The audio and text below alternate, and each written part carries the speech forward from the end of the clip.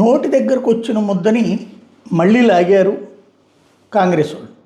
పాపం తప్పనిసరి పరిస్థితుల్లో మరి కమ్యూనిస్టులు కూడా ఒప్పుకున్నట్టున్నారు. కొత్తగూడెంలో దాదాపు 23 కార్పొరేటర్లు గెలిచారు సిపిఐ వాళ్ళు. బేషరతుగా మద్దతు ఇస్తామని బీఆర్ఎస్ ప్రకటించింది మేయర్ పదవికి. దాంతో కంగారు పడ్డటువంటి కాంగ్రెస్ పార్టీ వాళ్ళకి మద్దతు ఇచ్చింది. లేకపోతే కనుక కాంగ్రెస్ వాళ్ళని రానిచ్చేది కాదు.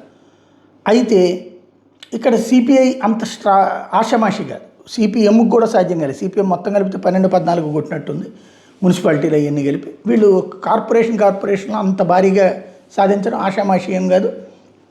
ఆ విషయంలో అభినందించాలి. అదే సందర్భంలో మేయర్కి వచ్చేటప్పటికి ముందేమో మేయర్కి ఓకే అని చెప్పేసేసి ఏది టీఆర్ఎస్ అయితే వేస్ట్రత్గా ఓకే అని. ఇప్పుడు వీళ్ళకి మేయర్ ఇస్తే డిప్యూటీ మేయర్ వాళ్ళు తీసుకుంటారు, 5 ఏళ్ళు కంటిన్యూ అవుతుంది.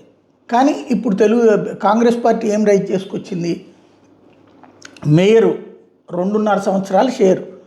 మొదటి 2.5 సంవత్సరాలు CPI mayor, deputy mayor Congress. ఆ తర్వాత CPI deputy mayor, Congress mayor.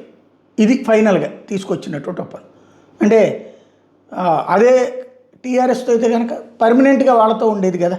కాకపోతే ఏంటంటే మొన్న ఎమ్మెల్యే కావచ్చు, ఎమ్మెల్సీ కావచ్చు, ఆ సంబంధాల బలోపేతానికి కొంత త్యాగం చేయాల్సి వచ్చింది. నోటి దగ్గరికి ముద్దొచ్చిన ఓ రకంగా అసలు ఆ మేయర్ అయిన పదవి రావడానికి కారణం ఏంటి అంటే వాళ్ళు ఒప్పుకోవడానికి వీళ్ళు మిగతా వాళ్ళందరూ ఏది టీఆర్ఎస్ కేటీఆర్ చెప్పడమే అసలు కారణమైంది.